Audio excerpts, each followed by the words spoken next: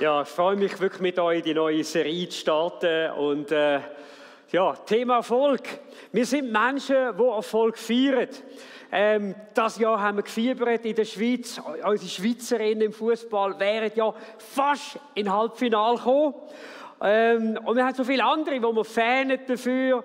Ich denke, die Deutschen fähnen natürlich für ihren Oliver Kahn, Latinos für den Messi, den Ronaldo, den Pelé. Wir haben dafür den Federer. Und der Odi! Der Odi! Jawohl, wir feiern mit ihnen und gleich geht die nächste, der Ski-Weltcup wieder los, wird anfangen in St. Moritz, soviel ich weiss, Mitte Dezember. Und dann fähnen wir wieder mal schauen, wie viele Medaillen es das mal gibt. Und wir feiern unsere Helden nicht nur so ein bisschen wegen ihrem Erfolg, sondern gerade in der Schweiz schauen wir immer darauf, hey, ein bisschen, wie ist denn der Mensch? Wir feiern Bescheidenheit, Durchhaltewillen, Ehrlichkeit, das sind so Werte in unserer Gesellschaft. Und wir feiern es auch als Erfolg, wenn eine Familie in Harmonie kann miteinander leben und es gut hat miteinander, in Ehe und mit dem Kind. Und wenn ihr da noch ein bisschen mehr Input braucht, hört die Predigt vom letzten Sonntag nochmal vom Stefan. Hat dort so wichtige Hinweise gegeben für eine Familie. Und auf der anderen Seite leben wir auch in einer Gesellschaft, enorm performanceorientiert. Menschen werden gefeiert in ihren Firmen, wenn sie erfolgreich sind, wenn sie Karriere machen. Und auf der anderen Seite, dass dort und da einer dafür seine Gesundheit, seine Ehe, seine Familien opfert, das bleibt dann oft auch auf der Seite. Und die Frage ist wirklich die, was ist Erfolg? Und ich frage mich heute Morgen mit euch, wie würde Jesus Erfolg definieren? Warum Jesus? Weil wir schauen zu ihm. Und es hat ein paar Gründe und ich werde euch die weitergeben. Auch nicht zuletzt heute Morgen euch ein paar Gedanken auch weiterzugeben. Wie können wir unseren Glauben teilen mit anderen? Was sind Gedanken? Was sind nachvollziehbare Argumente für den Glauben, die wir brauchen können? Und einer von dem, warum wir zu Jesus gehen, ist der, hey, die Bibel ist mit Abstand das meistverkaufte Buch auf dieser Welt. Bestseller Nummer 1 mit über 5 Milliarden Exemplaren. Es gibt kein anderes Buch, das so gut verkauft wird, mit Abstand wie die Bibel. Das Zweitplatzierte, damit es auch noch gesagt ist, das sind die Worte von Mao Zedong. Aber es wird rund 5 bis 6 Mal weniger verkauft. Und warum ist das so mit der Bibel? Weil ihren Inhalt und Person von Jesus, das, was er gebracht hat, Message von Jesus, wo Leben verändert, eben einmalig ist in der Weltliteratur. Es gibt kein anderes Buch auf dieser Welt, wo ein Mensch so klar zeigt, auf der einen Seite, was falsch ist mit ihm. Kein anderes Buch, das so klar zeigt, es gibt Hoffnung für das Dilemma von unserem Leben. Und kein anderes Buch, das es so klar zeigt, dass eine Beziehung zum lebendigen Gott der Anfang ist von einem neuen Leben in neuen Dimensionen. Und das ist das Gewaltige. Darum gehen wir zu Jesus. Darum fragen wir uns, wie definiert er den Erfolg? Und wir werden diese Woche durch den Korintherbrief gehen, rechte Challenge sein. Und wir haben den Brief bewusst gewählt, in diesem Jahr Freiheit erleben, weil wir glauben, die Message vom 1. Korintherbrief ist die, dass Gott uns die Augen öffnet für das, was falsch läuft in unserer Gesellschaft und uns die Augen zugleich öffnet, wie die Botschaft vom Evangelium kraftvolle, liebevolle, durchdachte Art in der Lage ist, unser Leben zu verändern. Das war gerade ein langer Satz. Okay, das kann ich nicht machen bei den Internationals, sonst mache ich dann meinen Übersetzer verrückt. Ein paar Sachen zum Korintherbrief. Der Paulus ist auf Korinth gekommen, auf seiner zweiten Missionsreise. Und er hat dort als Zeltmacher angefangen zu arbeiten, zusammen mit Aquila und Priscilla. Und es war interessant, das finde ich so stark an ihm, er war im Beruf und er hat in diesem Beruf mit Menschen angefangen zu reden über Jesus. Er ist nicht dort angekommen, irgendwie als Pastor, er ist nicht angekommen als Kille, mit einer Kille oder so, sondern einfach 1:1 im Alltag. Und sein Zeugnis an Jesus war so ansteckend, dass Aquila und Priscilla zum Glauben gekommen sind und die ersten Christen waren dort in Korinth. Und ich habe gedacht, was für ein super Vorbild. Ein Christ, der sein Leben, sein Glauben an Jesus teilt, ansteckend irgendwo ist und wo andere sagen, hey, das kann ich annehmen und das finde ich stark. Und ich will jedem, der da ist, einfach sagen, hey, hör nicht auf zu beten, wie der Paulus gesagt hat, dass Gott viele Gelegenheiten gibt, die frohe Botschaft weiterzusagen. Wir haben mehr als je zuvor in unserer Gesellschaft Menschen, die sagen, hey, Geld, Karriere, Gesundheit etc., alles in Ehre. Aber etwas muss irgendwie noch da sein, was unser Leben wirklich verändert. Menschen sind auf der Suche nach Jesus und du kannst in deinem Leben wirklich einen Unterschied machen. Er kommt auf Korinth. Korinth liegt etwa 70 Kilometer westlich von Athen, auch zur damaligen Zeit etwa am gleichen Ort wie heute. Vor 2000 Jahren schreibt er den Brief an Korinther. Und der Korinth liegt an dem Isthmus, das ist die Verengung vom Land, wo das Ionische und Meer und Ägäis zusammenkommt. Dort hat man so einen Kanal gebuddelt, dass die Schiffe durchkommen. Und als er das schreibt, der Brief, etwa 57 nach Christus, haben dort Römer gelebt, haben dort Griechen gelebt und es hat eine jüdische Kolonie gegeben. Und zwar mit etwa 700'000 Einwohnern.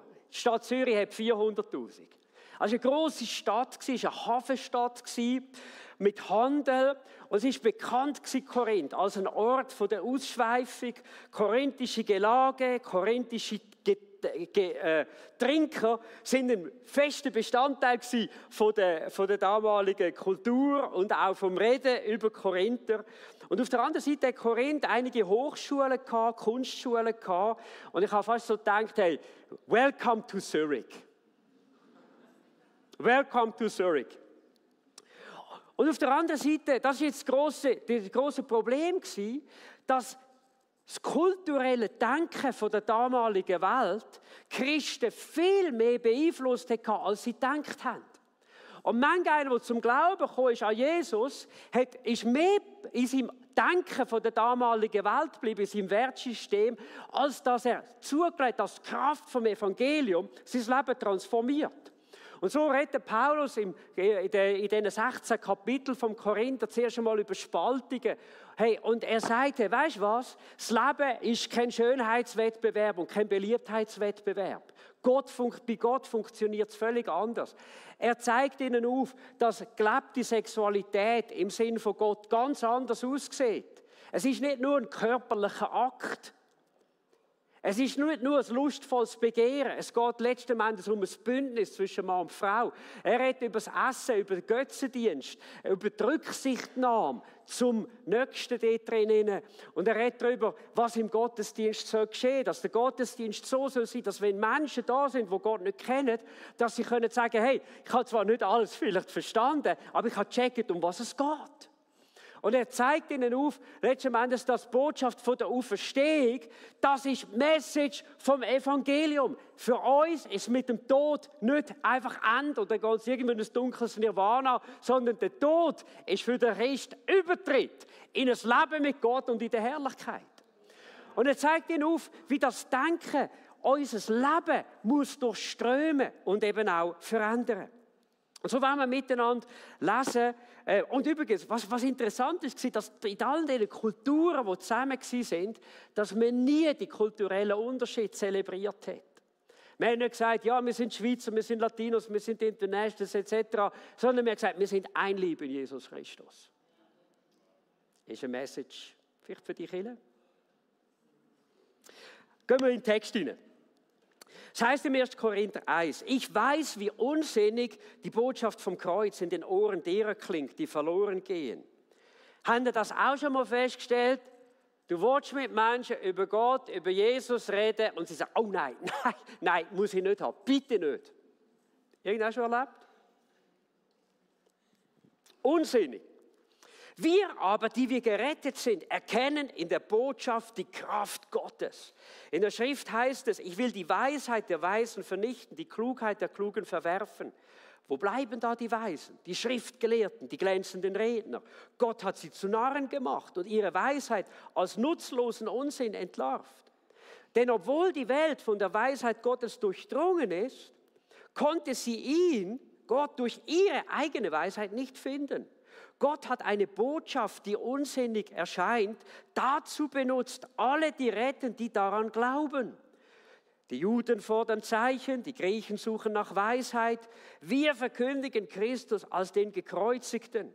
Darum sind die Juden entrüstet und die Griechen sagen, das ist Sonnenschrott. Für die aber, die von Gott zur Erlösung berufen sind, Juden wie Nichtjuden, ist Jesus Christus Gottes Kraft und Gottes Weisheit. Dieser scheinbar absurde Plan von Gott ist immer noch viel weiser als der weiseste Plan der Menschen.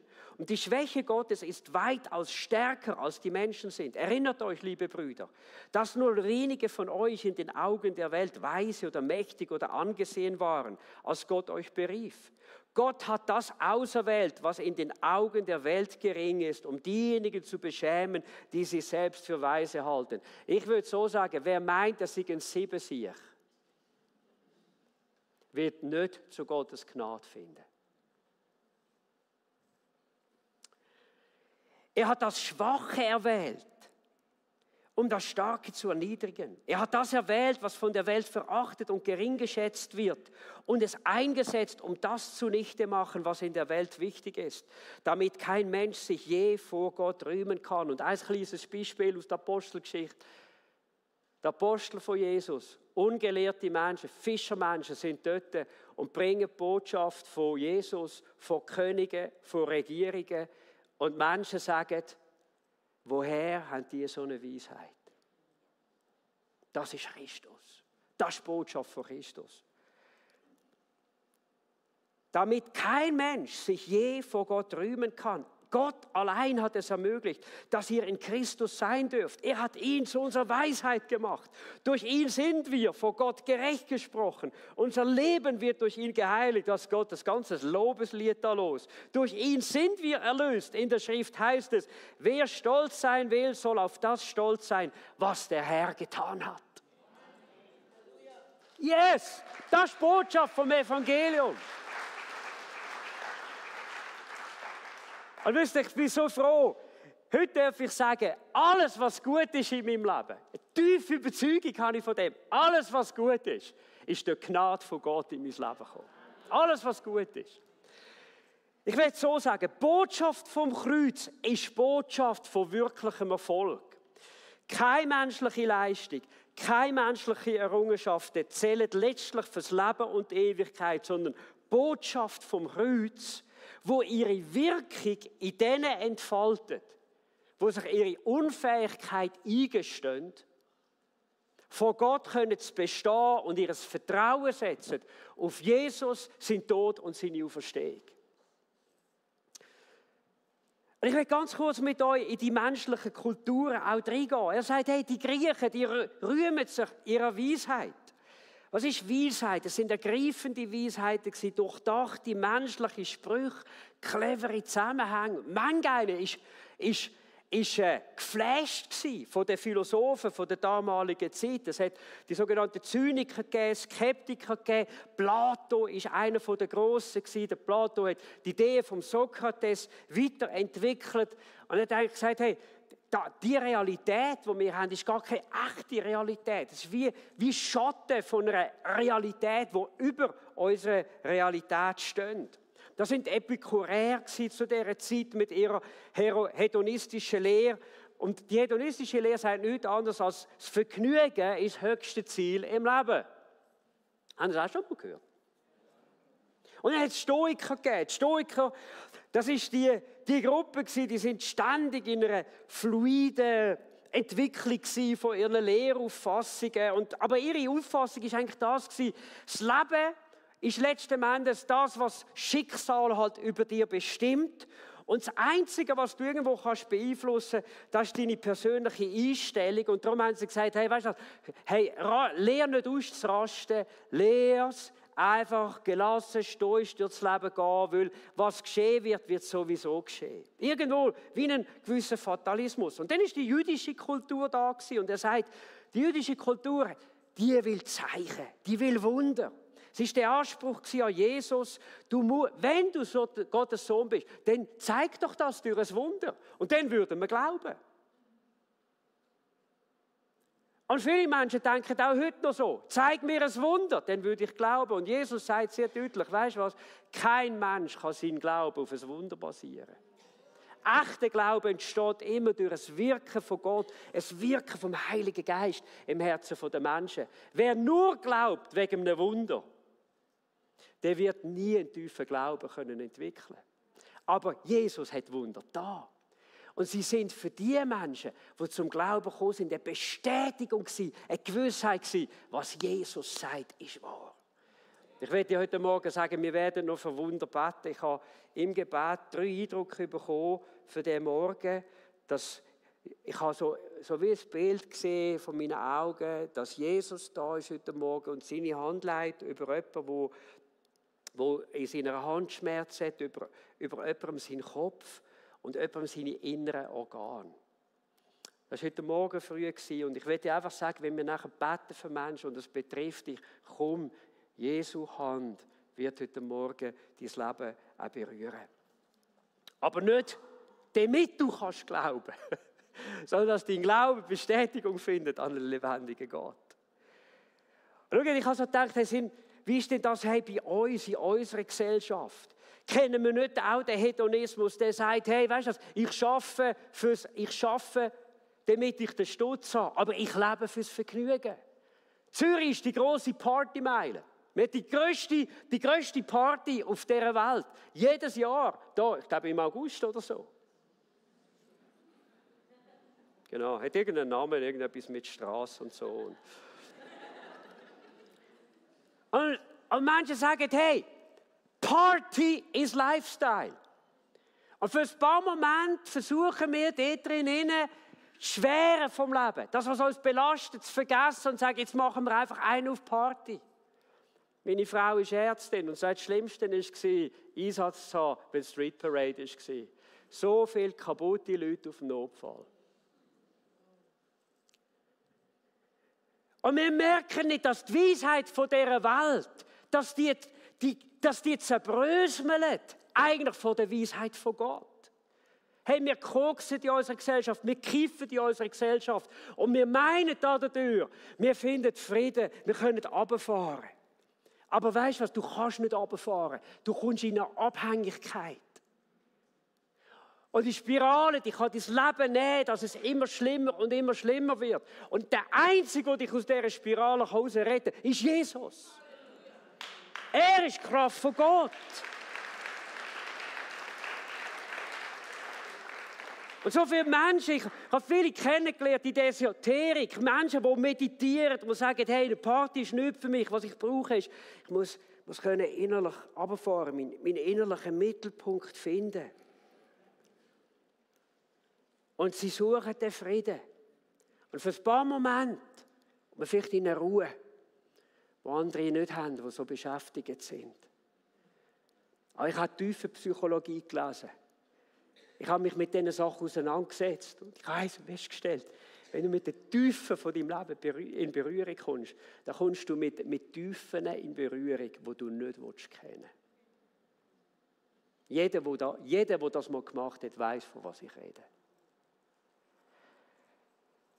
Die Weisheit von dieser Welt. Und ich denke an die Soziologen, sie schauen unsere Zeit an und sie sagen, hey, sie definieren es so, wir haben eine auf den Kopf gestellte Kultur von Scham und Ehre.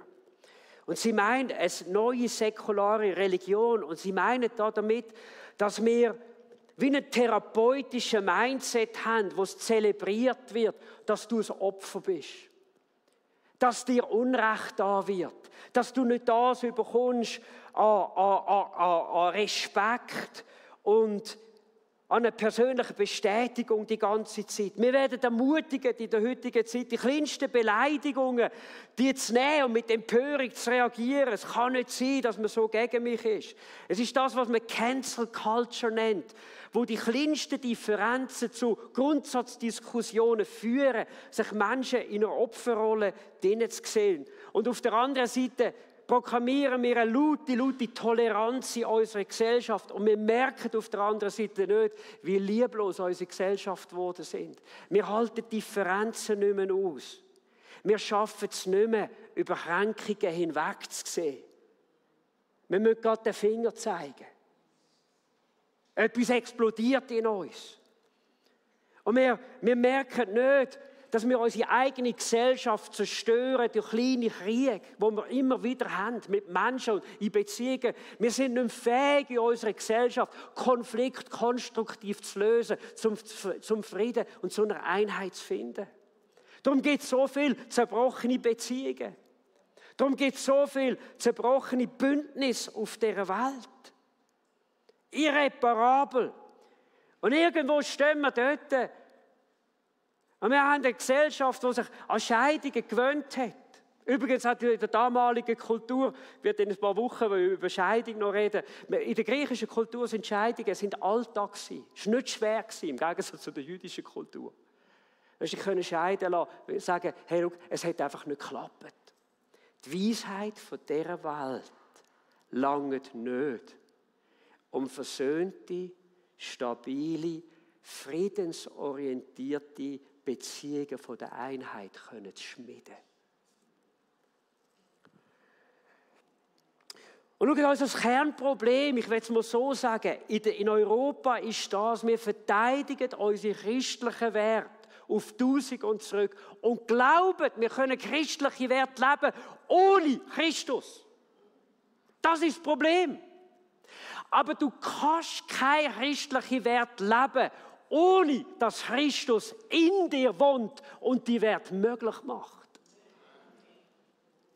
Denn, liebe Leute, Liebe und Toleranz haben kurze Beine.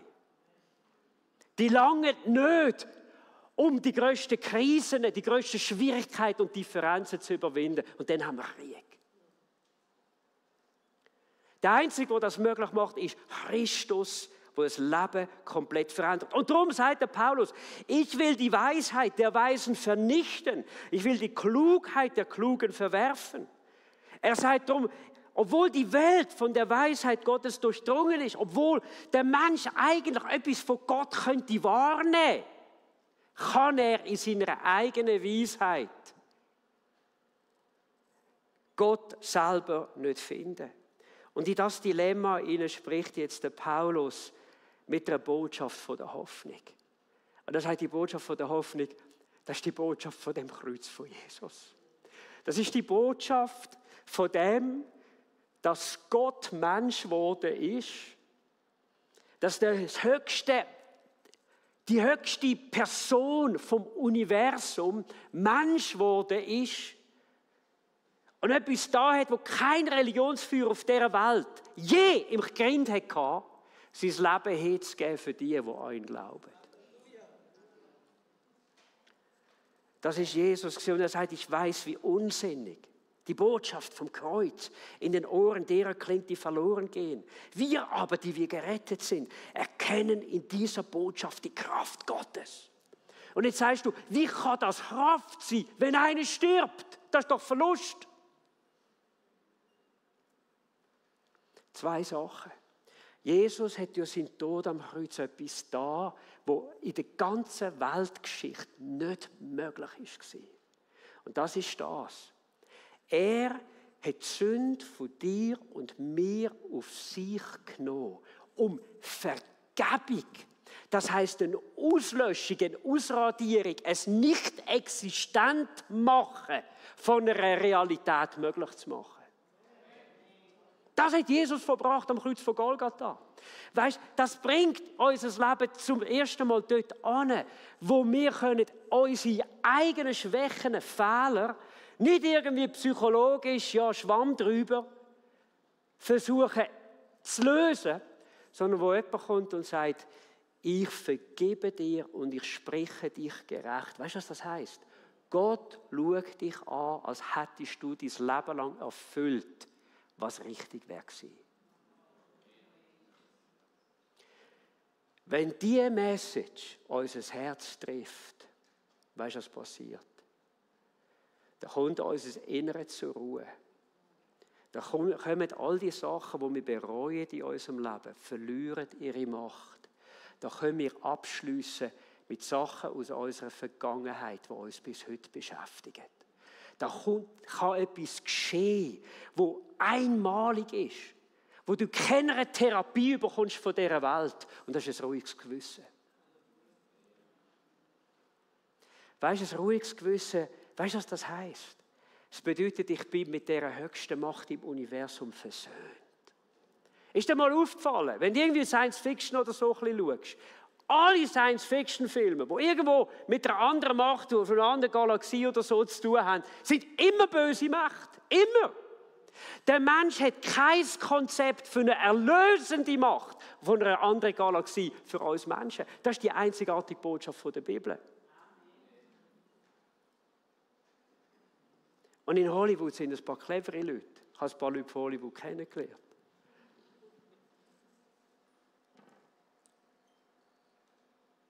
Die Weisheit von dieser Welt zerbricht bei der Botschaft von Jesus. Und niemand anders ist in der Lage, nicht nur die Sünden zu vergeben, dieses Gewissen ruhig zu machen, sondern weißt du was, dadurch, dich zu befähigen, eine Kraft überzukommen, in der Versöhnung mit anderen Menschen zu leben. Hey, ist es nicht das, was wir brauchen? Marina hat erzählt von dieser Einheit in der Kleingruppe. Noch nie erlebt.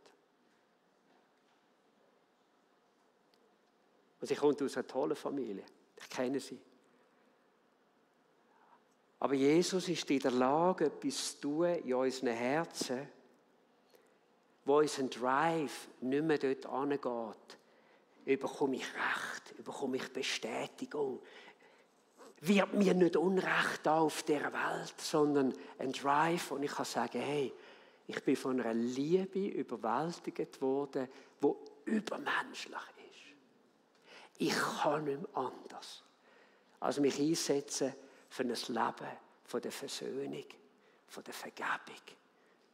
Ich kann mich nicht mehr anders als einsetzen für ein Leben von der Einheit, wo man zueinander findet. Das ist die Macht vom Evangelium und das andere, was Jesus am Kreuz da hat. Er hat nicht nur das gebracht, dass du Frieden hast mit Gott, sondern weißt du, dass du eine Absolution erlebst im Leben. Das heisst, du kannst auch dir vergeben.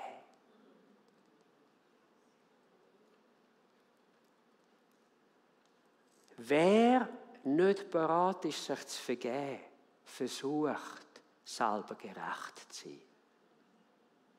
Und das Wesen vom Evangelium ist anders. Du kannst nur Gnade bei Gott finden. Das heisst, Gott sagt dir, vergib dir selber, weil Gott dir vergeben hat.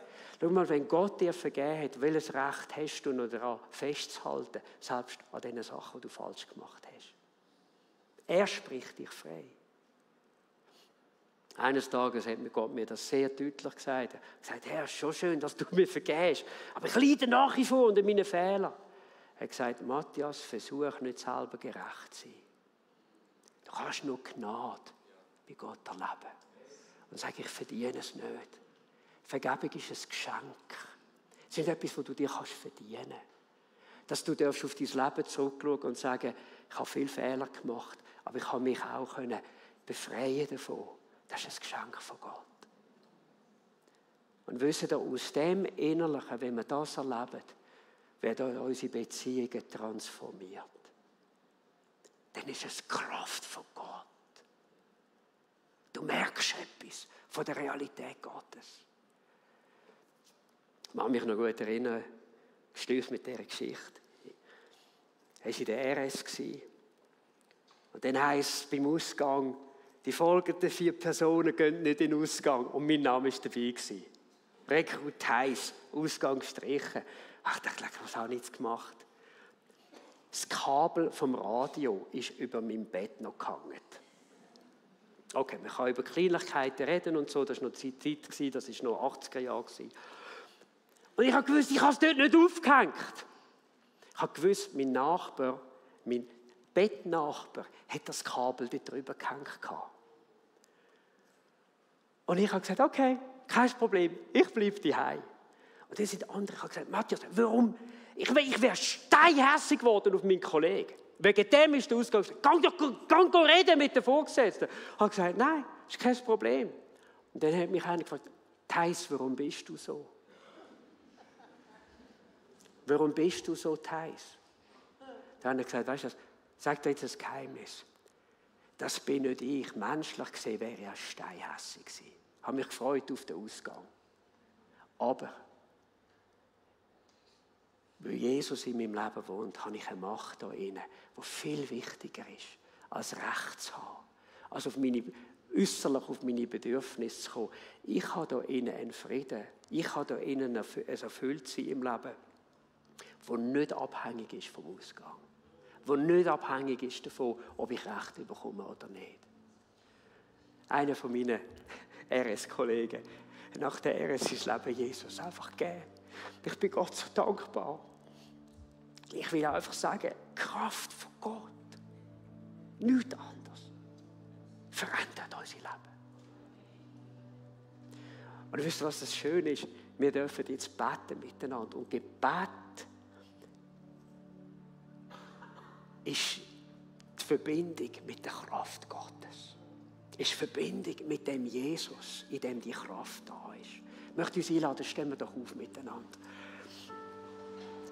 Und vielleicht schließen wir unsere Augen zum Gebet.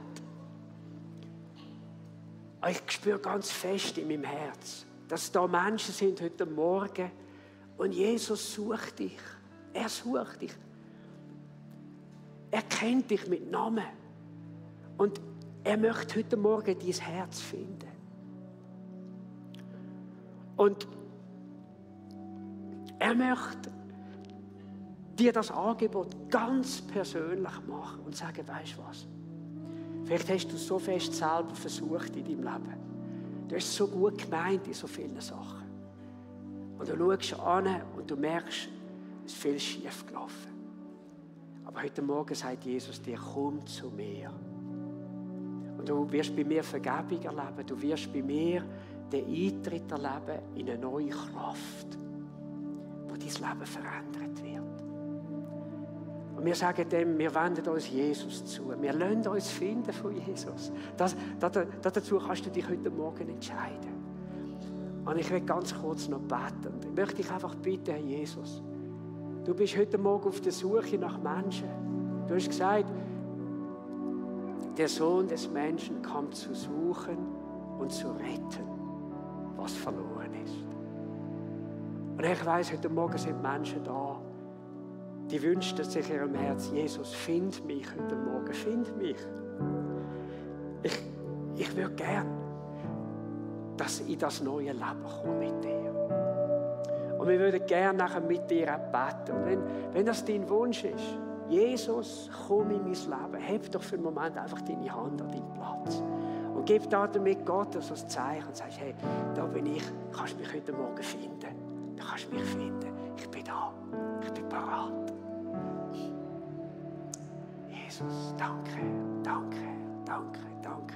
Mega cool, ganze Gruppe dort hinten von Menschen. So toll, so toll. Hey, und ich möchte jetzt unsere Kleingruppenleiter bitten, die im Ministry-Team sind, kommt doch bitte führen.